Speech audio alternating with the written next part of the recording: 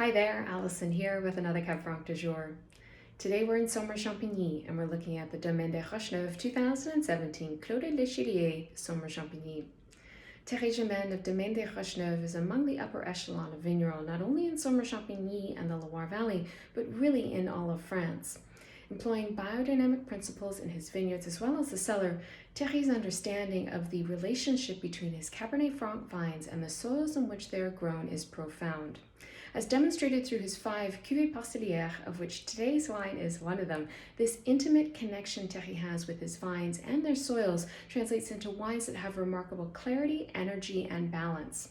Today's wine is taking us to the commune of Dampierre-sur-Loire in Saumur-Champigny. And as I have noted before, there are 9 historical communes that make up the Saumur-Champigny AOP. And I use the word historical because in fact some of these communes have since merged, at least politically or administratively speaking, into larger municipalities. But from a wine perspective, at least as far as the Saumur-Champigny wine appellation laws are concerned, communes like Dampierre-sur-Loire are treated individually. So, Dampierre-sur-Loire is one of the 6 communes that hugs the southern bank of the Loire River and then stretches southwest into the center of the appellation, and it stretches about 3 kilometers from north to south. It's bordered to the west by the Communes of Saumur, and then it's bordered to the east by the Commune of Saumur-Champigny. And depending on where your vines are planted, if they're planted closer to the Loire River, will have a stronger moderating influence from the Loire, and this will impact bud break as well as harvest.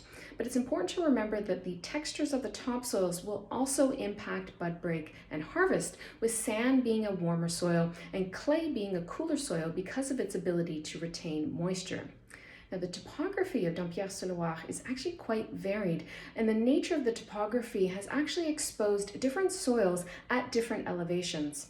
So in the northeast, north central, and southwestern portions of the commune, and the southwestern portion borders the commune of Franc, this is where we find vineyards that are around 45 to 60 meters above sea level. And the influence here is either the upper Turonian or the middle Turonian tuffeau chalk. And the topsoil will vary in these vineyards. We do have sand, silt, and clay, and any combination thereof, and there is a varying degree of stoniness here as well. Now, in the central and southern part of the commune, we have vineyards that are at a higher elevation, around 60 to 85 meters above sea level. And this is where we find the influence of the Sinoian era and Eocene era clays and sands. And these soils, I'm still trying to wrap my head around them a little bit. There seems to be a lot of variability in terms of the calcareous material here, and also the colors of the clays and the types of sands, and also the amount of stoniness and the type of stones that we find in these soils, because we have flint, we have limestone stones, and we even have sandstone stones as well. So I'm going to have to get back to you on some of the specifics with regards to these particular soils. But for today's wine, Clos de l'Echelier is located in the northern part of the commune. We're very close to the Loire River, just less than 200 meters away from the Loire River. And we're sitting on a bit of a plateau here at around 58 meters above sea level. And the Clos is surrounded by a lot of trees, and a wide variety of trees. And Thierry explained that this helps with the biodiversity of this vineyard. Now, in terms of the mother rock, the influence here is the Middle Turonian tuffeau, but in this part of the appellation, it's defined as craie verte, which is a glauconitic micaceous chalk that has a high iron oxide content in it. And over time, with weathering, the chalk has actually turned a little bit of a greenish hue. Now, in terms of topsoil, we really don't have a lot of topsoil to speak of here, only about 30 to 50 centimeters of topsoil, and it is a mix of sand, silt, and clay with a moderate amount of stoniness. Now, Thierry purchased this particular vineyard in 2012, along with the vines that make up the cuvée Les Mémoires, which is also in Dampierre-sur-Loire. But here at Clos de l'Echelier, the vines are on average around 40 years of age, and the clos itself is about 1.4 hectares, and there is a little bit of Chenin planted here as well. Now, as I have noted in some other videos, some of my observations with regards to vignerons here in the Loire, I've noticed that some of them let the soil, specifically the texture and the depth of the topsoil and the nature of the bedrock, influence their decisions in the cellar. And if there was anyone that was the embodiment of this philosophy, it is without question Thierry Germain. So Thierry will adopt different practices in his cellar in terms of vinification as well as élevage to reflect the type of topsoil we have and the texture, as well as the depth of topsoil and the type of bedrock we have here. So as it relates to this specific wine, as I mentioned, we don't have a lot of topsoil here before we hit the tuffeau. And Thierry believes that this creates a wine that sits more vertically, which is something I've noted in my own tastings with wines that have a greater impact of the tuffeau chalk. They tend to sit more linear or narrow or more vertically. So as a result, Thierry chooses a vessel to match that profile, match that energy. So he chooses oval foudre. Oval foudres will sit vertically as opposed to a round vessel, a round foudre, which sits horizontally. And he believes that it is really important to find a vessel for élevage to match the energy of the wine and the profile of the vineyard and where the bedrock influence really comes from in order to preserve the integrity of the signature of that terroir into the finished wine. Now, from a winemaking perspective, all of this fruit was hand harvested and it was destemmed fruit as well. And in terms of fermentation, it took place with indigenous yeast in wooden vats and it remained on skins for about 15 to 18 days. And there was very little by way of extractive techniques, really just some light pump overs just to keep the cap wet. The goal here is really infusion as opposed to extraction. And then after fermentation is complete, the wine is then transferred into these 1,200 liter oval foudre where it rests for about 12 months before bottling. Oh, and one thing that I did want to note as well that is important with regards to Cabernet Franc as a grape variety, what I've noticed in some of my conversations with vignerons in the Loire and elsewhere is that it is actually a very sensitive grape, sensitive in terms of the harvest window and when it should be picked.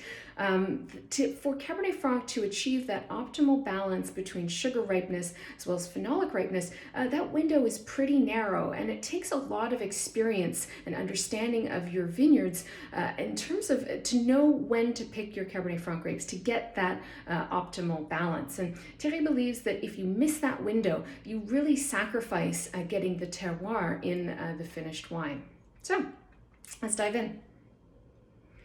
So the nose has a really wonderful perfume. It's a mix of mostly red fruits. I'm getting some sweet and tart red fruits, a little bit of raspberries, some cherry. There's a touch of cranberry here as well. And the fruits are very pure and just a lot of energy to the fruit profile. And then in terms of the pyrazines, they're actually dialed quite a ways back. I would describe this as a bit more fruit forward than a wine that I would say is earthy or savory. But the pyrazines are there and they come through for me in this wonderful, delicate fashion, very herbal in nature.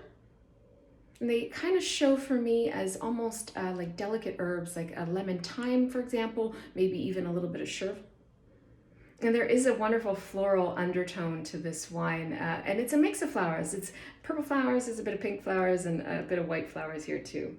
But just the aromatic profile on this wine is really, really quite beautiful.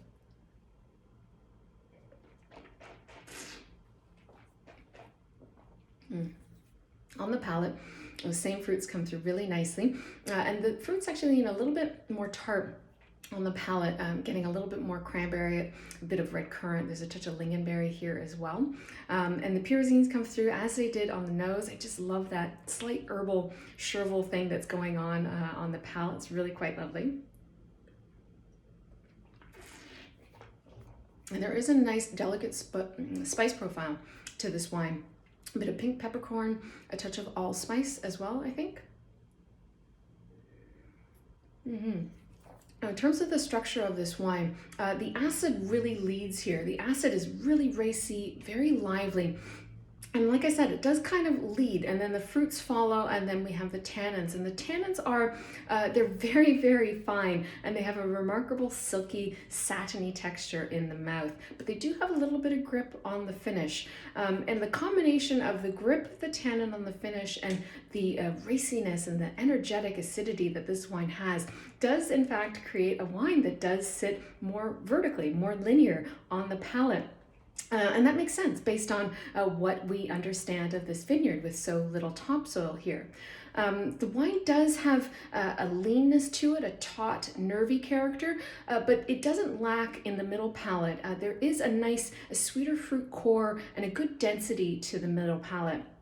There's a lot of layers here in terms of this wine and a lot of complexity, and it's certainly one for the cellar. But really the story here is, as I said, it's tense, it's nervy, it sits vertically or linearly on the palate, and it does have a certain translucency to it as well, a certain clarity, which I do sense in this. And also, on the finish, there is a little bit of a saline, salty minerality, which is quite interesting. This is really a Cabernet Franc for white wine lovers, a Cabernet Franc for Pinot lovers. This is about elegance, finesse, and definition, which is really quite interesting.